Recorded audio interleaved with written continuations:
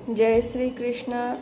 आज हम करेंगे एक्सरसाइज 10.1 क्वेश्चन नंबर 3 का फोर्थ। ये क्वेश्चन बहुत ही इजी है और एक इसका केवल लाइन में भी ख़त्म हो सकता है, क्योंकि हमने देखा कि ब्रैकेट के अंदर 3 to the power -1, 4 to the power -1, 5 to the power -1 और ब्रैकेट के बाहर पावर 0। तो अगर हम ब्रैकेट कितना भी सॉल्व कर लें, रेसिप्रोकल करके कर लें, पूरा सॉल्व करके भी करें, तो ब्रैकेट के बाहर 0 है, तो ये सब मिलके क्या हो जाएगा 1, क्योंकि ये सब पूरी हमारी एक ही कहलाएगी डिजिट। तो इसको अगर हम सॉल्व करते हैं तो सबसे पहले पावर को प्लस करने के लिए a to the power -m is equal to 1/a to the power m, law of exponent apply करेंगे। अब यहाँ पे हम करेंगे 1/3 प्लस 1/4 प्लस 1/5 और लॉन्ग ब्रैकेट के बाहर 0। अब हम चाहे तो इन तीनों को सॉल्व करेंगे जब, तो 3, 4 और 5 का एलसीएम लेंगे। एलसीएम कैसे लेते हैं ये भी हमने पहले सेंड किया है। तो एलसीएम ऑफ 3, 4 एंड 5, तो इसका आ जाएगा 60। अब जब एलसीएम अगर आपको निकालना आता है, नहीं तो आप वीडियो देख सकते हैं। तो 3, 4 और 5 का एलसीएम आ गया हमारा 60।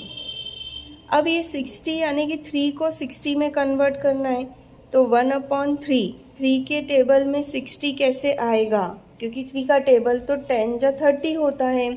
तो अगर इस टाइप का हमको निकालना है तो हम ये भी कर सकते हैं कि 60 को 3 से डिवाइड करेंगे, तो 3 2 जा 6 माइनस किया 0, ऊपर से 0, देखो 0 अपने साथ ही है, तो 3 के टेबल में 0 कितने टाइम्स में, 0 टाइम्स में, 0 0 जा 3 0 जा 0 और 0। अब आगे यहाँ पे हमारे पास नंबर नहीं है, 0 नहीं है, तो ये हमारा फाइनल डिवीज़न हो गया। यानी 3 को 20 से मल्टीप्लाई करेंगे तो क्या आ जाएगा 60। अब 4 को 60 बनाने के लिए क्या करें, 4 के टेबल में भी 10 टाइम्स में 40 आता है, तो ऐसे ही डिवाइड करके हम निकालेंगे।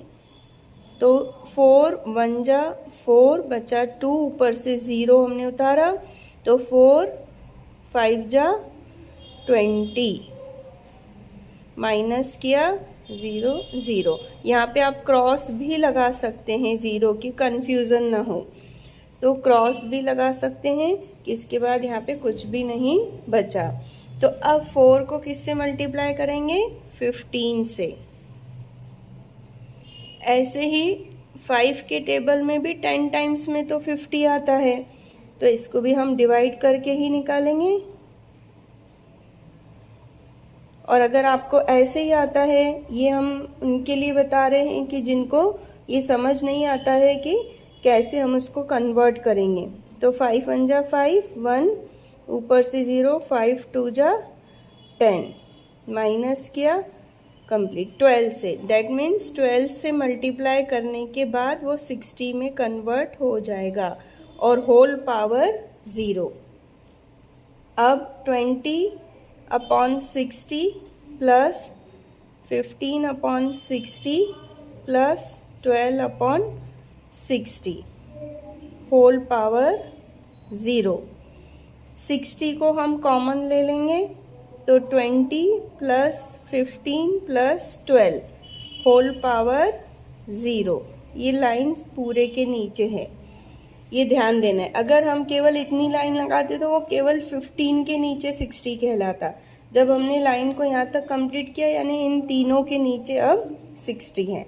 अब हम ऊपर प्लस करेंगे 20 47, तो इसका टोटल आ रहा है 47/60 होल टू द पावर 0।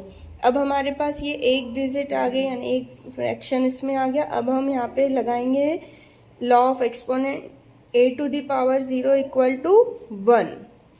ये हमारा लॉ ऑफ एक्सपोनेंट हम यहाँ पर अप्लाई करेंगे, यानी कि ये पूरा क्या हो जाएगा 1, तो हमारा 1 आंसर।